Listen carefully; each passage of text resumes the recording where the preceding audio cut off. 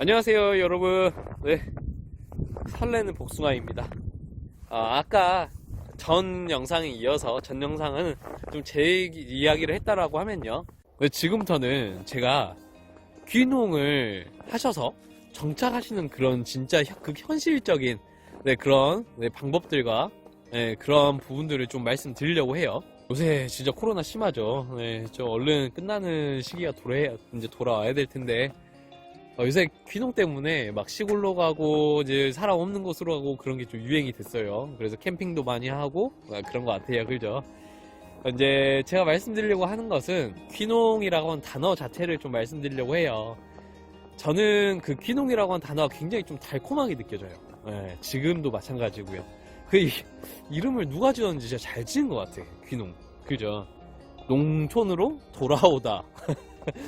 그 말이 진짜 어떻게 보면은 좀 달달하면서 그래요. 근데 저는 귀농 이제 농촌으로 오시려고 하시는 분들께 그 귀농이라고 하는 것에 진짜 뜻을 좀 말씀드리고 싶어요. 제 주변에도 귀농을 하셔가지고요, 다시 도시로 돌아가신 분들 진짜 많거든요. 그게 통계로도 이미 나와 있어요. 진짜 그 데이터 수치가 말을 해줘요. 귀농이 단 게 아니다라고 하는 거야.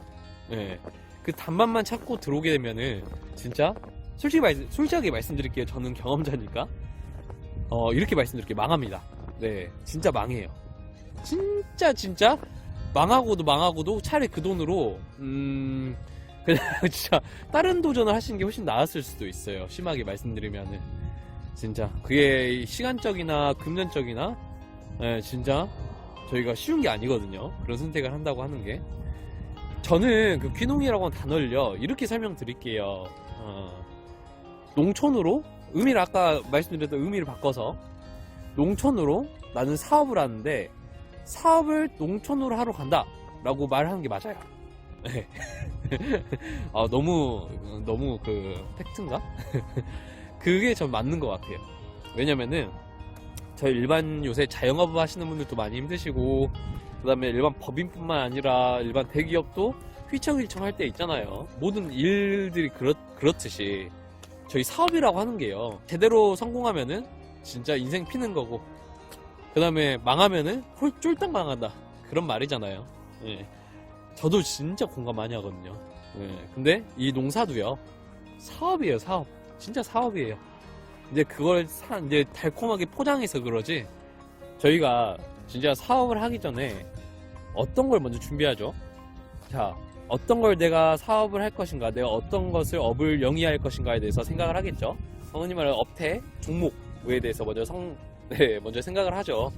그에 따라서 저희가 사업을 어떻게 계획할 것인가에 대한 사업 계획서를 쓰죠. 일반 사업 저희가 하게 되면요. 그죠? 농사도 똑같습니다. 제대로 사업 계획서가 만들어지지 않는 상태에 계획이 없어요. 그냥 무계획. 그냥 무계획인 상태에서 모든 일을 이제 저희가 시작을 하게 되면은 사실 얻어 걸리는 거 빼고는 망하잖아요. 그잖아요. 그게 맞는 거고요. 그래, 이 농사도 똑같이 내가 농사를 지어야 되겠다, 농촌에서 내가 어떤 브랜드를 만들어야겠다, 내 상품이 어떻게 나와야겠다 라고 하는 모든 사업 계획이 있어야 돼요. 그게 있지 않은 상태에서 농촌에 들어오게 되면은 그거는 그냥 폭망. 그리고 주변에 이렇게 한 번씩 그러잖아요. 이제 요새 주식이 한창 붐인데 저는 안 합니다. 제가 주식을 싫어해가지고 주식을 안 하는데, 잘 아는 사람들과 잘 모르는 사람들의 차이가 거기서 나요. 잘 아는 사람들은 장을 이끌고 그 다음에 모르는 사람들은 거길 따라가고, 항상 잘 아는 사람들이 먼저 치고 빠지고, 모르는 사람들은 치기만 하고 빠지질 때를 몰라요. 그런 것처럼 그런 노하우가 없다라는 거예요. 노하우가. 이게 너무나 중요한 말인데 그걸 몰라요. 여기도 똑같습니다. 잘 알아야 살아남고, 잘 모르면요 그냥 진짜 아무것도 아닌 거예요. 그런 정보들을 어디서 하냐. 자, 제가 딱 정리해서 말씀드리면요, 어떤 정책들이나 정보에 대한 저희 농사 정책들, 지원 정보들, 이런 거에 대해서는 각종 면사무소, 각 면사무소 혹은 농업기술센터에 바로 물어보세요. 예. 그게 가장 빠릅니다. 가장 빠르고 홈페이지도 수시로 들어가셔서 각 사업들이 무엇이 있는가 본인이 알아보셔야지 이것을 남들 믿고 있다가는 아무것도 못합니다. 1년, 2년, 3년 가는 거 금방이에요. 그래서 그런 부분들 정책, 그런 부분들 관해서는 내가 먼저 알아봐야 된다. 어떻게? 능동적으로 알아보셔야 돼요. 자, 내 농산물을 가지고 어떤 사업을 하겠다, 어떤 시설화를 하겠다, 가공 사업을 하겠다라고 하셨을 때 그거에 대한 컨설팅 사업, 그런 부분들에 대해서는 자, 군 사업도 있고요, 도 사업도 있고, 저희 중기부, 중소기업청이죠. K-스타트업이라고 하는 홈페이지 있습니다. 거기 들어가셔서 하는 사업들을 꾸준하게 이렇게 관심 있는 거 봐주시면 되고요. 많거든요. 1년 동안 사업들이 쭉 계속 나와요. 거기서 내가 필요한 것만 찾으시면 됩니다. 자, 두 번째 제가 드리는 꿀팁은 네트워킹이에요. 저희 네트워킹이요. 저희 친구들하고 만나서 이렇게 어떤 그게 그룹을 만드는 거, 어떤 그동안 우리가 숱하게 해왔던 것들, 사람과 사람이 만나는 거 있잖아요. 그게 이 농촌에서도 필요해요. 왜냐면은 저희 혼자서 절대 살 수가 없거든요. 특히나 이건 어디서나 다 똑같지만은 농촌에서는 서로의 정보들, 그 다음에 더구나 내가 아무것도 모르는 상태에서 농촌에 들어와서 산다고 하는 것은 진짜 쉬운 일 아니고, 거기서 일을 한다고 하는 것은, 내 일을 한다고 하는 것은 정보력과 기술력, 그 다음에 저희가 창의력 싸움인데, 그 세 가지를 저희가 얻어낼 수 있는 것이, 가장 얻어낼 수 있는, 내가 만들어낼 수 있는 그 능력을 배양하는 것이 그 중에 한 가지가 네트워킹이거든요. 네트워킹. 네. 저희 주변에 동료들이에요. 동료들. 같은 농부들입니다. 농사하시는 분들. 네. 그 다음에 사업하시는 분들. 네. 그분들하고 얘기를 하다 보면요. 가끔 가다 보면 나도 몰랐던, 내가 자만하고 있었나? 라고 하는 생각도 많이 들고, 그런 몰랐던 부분들이 먼저 눈에 많이 들어와요. 네, 저는 농사 관해서 말씀드린 거예요. 그것뿐만 아니라 숨은 정보들이 있으면 안 되겠지만은 그런 숨은 정책들, 숨은 정보들, 이런 것도 알 수가 있단 말이에요. 네, 우리가 먼저 쉽게 접하지 못하는 것들, 네, 귀농하신 분들이 접하지 못한 것들. 왜냐면요, 여기 시골은요 굉장히 폐쇄적이에요. 아직도. 네, 도시처럼 그러지 않습니다. 네, 그래서 그 네트워킹이라고 한 것을 내가 잘 쌓아놔야 돼요. 잘 만들어 놓고. 정말 그게 중요합니다. 그 다음에 세 번째는 기술력인데, 자, 예를 들어서요, 제가 여기 처음 왔어요. 처음. 네, 아무것도 모르는데 복숭아를 키우려고 왔어요. 네, 진짜 젊은 저렇게 새파란 놈이 왔어요. 네. 그래서 농사를 짓겠대요. 네. 그러면 제가 할 수 있는 게 뭐가 있을까요? 여기서? 자, 어떤 순서로 제가 일을 해야 될까요? 그걸 모르잖아요. 가장 큰 게 그걸 몰라요. 그걸 모르는데 귀농하면 안 되겠죠. 그걸 아셔야 돼요. 먼저 아시고 내 사업을 하는 거예요. 그걸 대부분 처음에 왔을 때 몰라요. 아무리 배워도 몰라. 그 과정은. 왜냐면은 여기 농업 시스템이요, 농사 시스템이 무조건 경험에서 우러나와야 됩니다. 지식을 아무리 배워도요. 저희 그 농대 있고 마이스터 대학 있고 농사 관련한 진짜 그런 교육들이 많습니다. 엄청 많아요. 그런데 그런 교육들 저희 200시간, 300시간, 400시간, 500시간 들어도요, 저희 여기 과수원 직접 내 사업장 와서요, 내가 실제로 그 배웠던 대로 다 할 수 있을까요? 자, 그것도 저희 한두 그루 있죠. 한두 그루. 남은 한두 그루는 해요. 네, 그렇게 배워서 합니다. 근데 저희 이렇게 50주 이상, 저희가 생업을 영위하기 위해서는요, 이 복숭아는 최소, 제가 생각하기엔 최소 혼자서 100그루 이상의 성목들을 다뤄줘야 돼요. 그것도 곧 품질이 어느 정도 나오는 복숭아들이 나온다고 하는 가정하에 말이죠. 네. 근데 한 그루, 두 그루도 아니고, 그렇게 수많은 나무들을 그런 교육들을 받고 나서 저희가 한다고 하는 것은요, 사실 다른 문제예요. 진짜 다른 문제예요. 거기서 배우는 경험들하고요, 여기 현장에서 배우는 경험들은요, 진짜 천지 차이일 겁니다. 천지 차이가 아니라 만지 차이. 억지 차이. 진짜로. 이것은 제가 몸으로 다 배운 내용이기 때문에 말씀드리는 거예요. 물론 이론 중요합니다. 이론 중요한데 그보다 내가 먼저 헤쳐나가야 될 게 그 노하우들이에요. 노하우들. 진짜 노하우들. 어떻게 하면은 효율적으로 일을 할 수 있나, 어떻게 하면은 내가 복숭아나무를 잘 키울 수 있나, 어떻게 하면은 제때제때 맞는 시기에 맞는 것을 내가 공급해 줄 수 있나, 그런 문제들에 대해서 먼저 내가 알아야 돼요. 어떻게? 몸으로. 네. 저는 그게 가장 빠른 농사법이라고 생각하고요. 만약에 도시에서는요, 내가 가죽을 배운다라고 하면은 공방 있잖아요, 주변에. 공방에 가셔서 배우시면 되시고, 직접 하시면서요. 피아노를 배운다, 음악학원 가시면 되시고요. 네, 이렇게 주변에 내가 배울 수 있는 것들은 많아요. 근데 이 농사라고 하는 건요, 여기 다 지금 살아있는 생물들, 그러니까 생물들이라고 하면 안 되고 생명체들과 같이 협업을 하는 거거든요. 사실은요. 이 땅이 살아 숨쉰다고 들어보셨죠? 나무도 살아 숨쉰다고 들어보셨죠? 이것처럼 내 마음대로 또 안 되는 게 농사예요. 그냥 손쉽게 배울 수 없는 게 농사고, 유튜브 요새 엄청나게 많죠. 유튜브로도 배울 수 없는 것 중에 한 가지가 이 농사입니다. 네, 직접 해보지 않으면은 암만 알아도 못하는 게 이 농사예요. 자, 그러면 어떻게 그걸 접근할 수가 있냐? 네, 여기 시골에서요. 시골마다 혹은 그 지자체마다 농업기술센터라고 하는 곳이 있습니다. 농업기술센터. 거기에서 가장 좋은 방법은요, 자, 내가 하고자 하는 작목에 선진 농장, 그러니까 잘하는 농장이에요. 쉽게 말씀드리면 잘하는 농장들이 분명히 있습니다. 지역마다.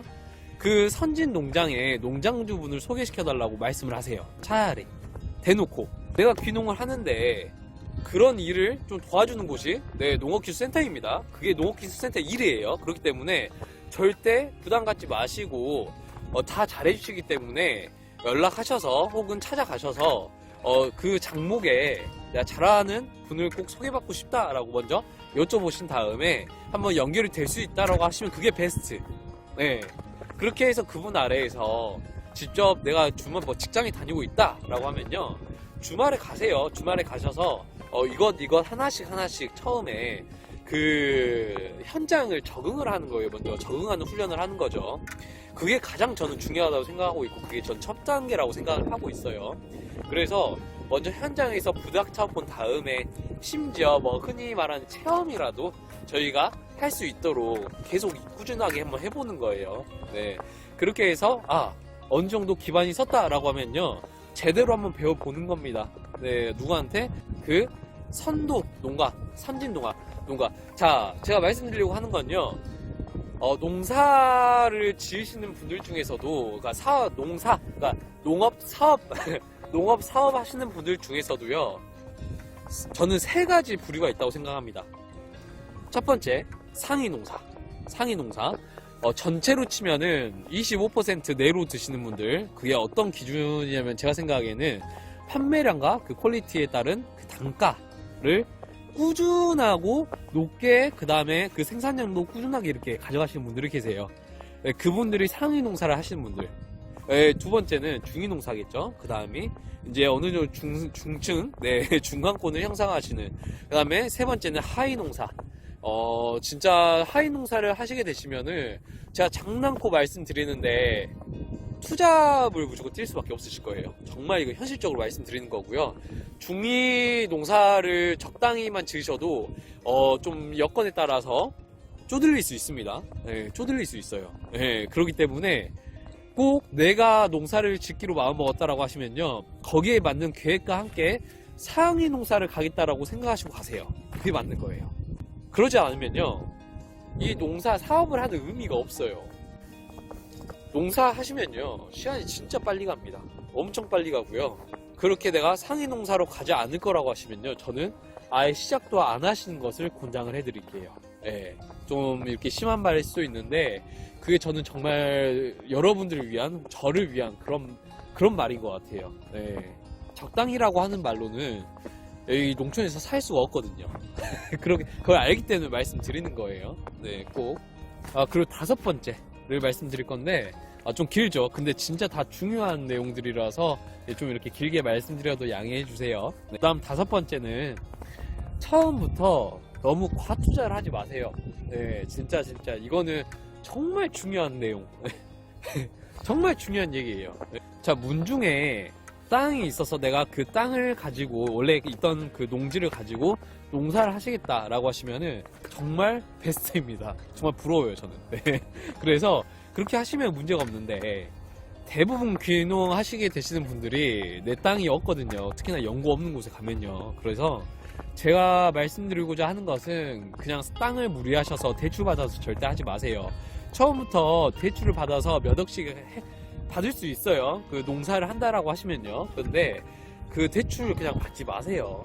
네, 좀 내가 고생해서 돈 좀 벌어가지고요.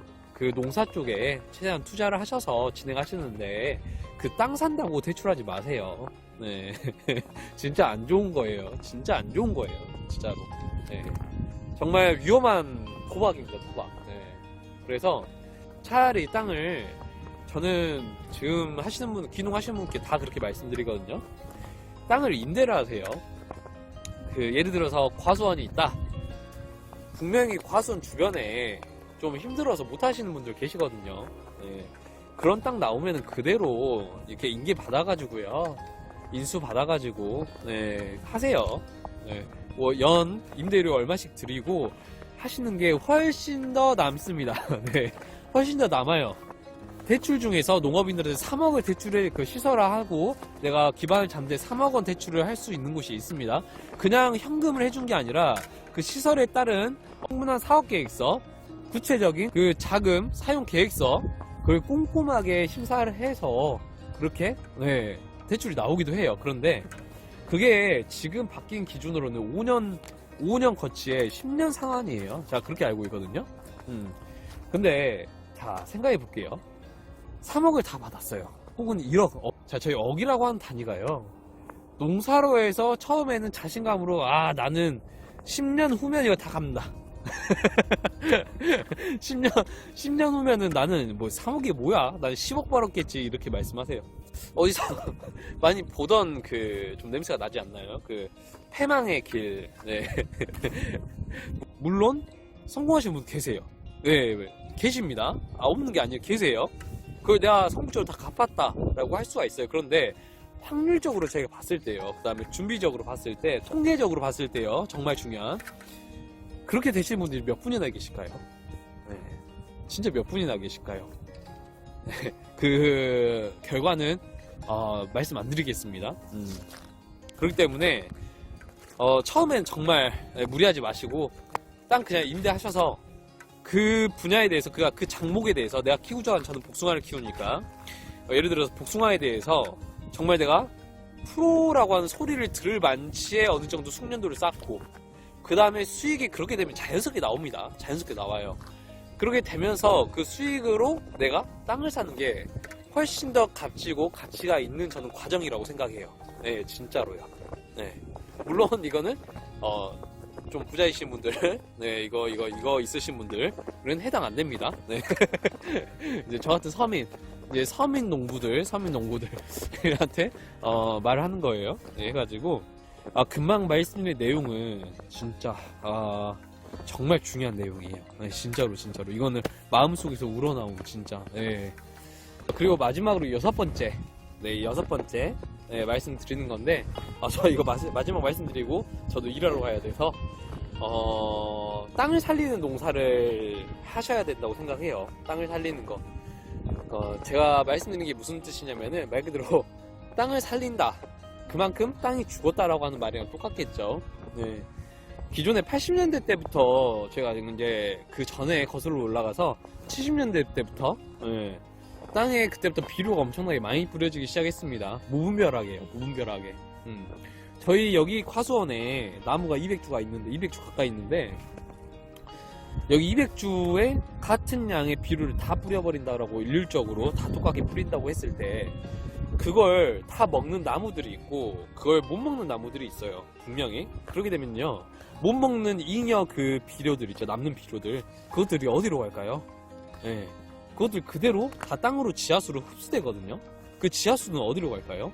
강으로 가고 바다로 갑니다.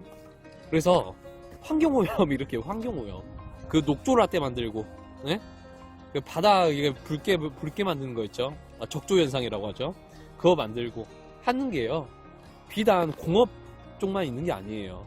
예, 그만큼 땅도 많이 황폐해졌다는 말이거든요.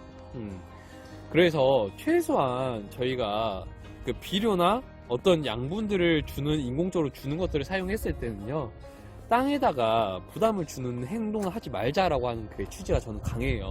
네, 그래서 결국에는 그런 거 하나하나 신경 쓰는 게 요새 그 말하는 친환경.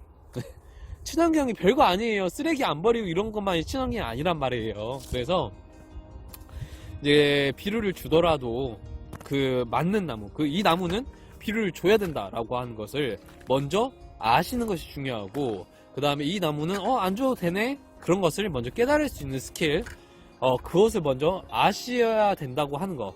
예, 무조건 주변의 농사법에 따라서 따라갈 필요는 없다라고 저는 지금은 이제 말씀드리고 싶어요. 물론 저도 처음 1년, 2년 때는 모르기 때문에 그 내용 그대로 따라갔습니다. 어떻게 주변 하시는 거 그대로 따라서요.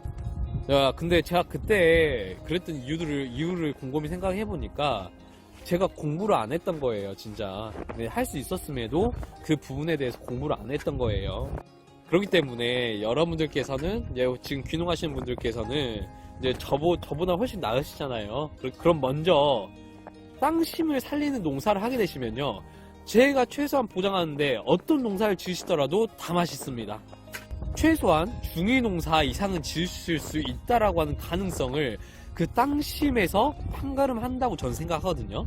네, 그 상위농사 지으시는 분들, 그 유기농, 무농약 하시는 분들 대부분 이제 보게 되시면은 공통적인 게 있어요. 땅심이 좋습니다. 땅심이. 네, 물론 그 작물 기술력도 좋지만은, 재배 기술력도 좋지만은 그 땅심이 우선 받침이 돼야 돼요. 모든 것은 땅에서부터 시작되잖아요. 그렇기 때문에 그 땅을 살린다라고 하는 거, 그거에 대해서는 나중에 제가 또 추후에 좀 말씀드려보고. 자, 지금까지 제가 진짜 짧게 말씀드리려고 했는데 이 말이 진짜 너무 길어졌네요. 그래서 지금까지 말씀드린 6가지가 아무것도 아니라고 할지라도, 혹시라도 귀농을 꿈꾸시거나 혹은 지금 계획 중이시거나, 네, 나중에 내가 은퇴 후에 어떤 걸 내가 하겠다라고 하는 그런 뭔가 꿈이 있다라고 하시는 분들은 지금부터 조금씩 쌓으셔서, 네, 시간 낭비 없이, 저처럼 시간 낭비 하시는 거 없이 그 1년, 2년 짧은 순간이라도, 네, 좀 아끼시게 좀 도움이 되셨으면 좋겠습니다. 그래서 저는 이제 또 소화가 다 됐기 때문에 복숭아 나무 또 열심히 보듬으로 또 가보겠습니다. 자, 그럼 다음에 또 뵙겠습니다. 안녕, 감사합니다.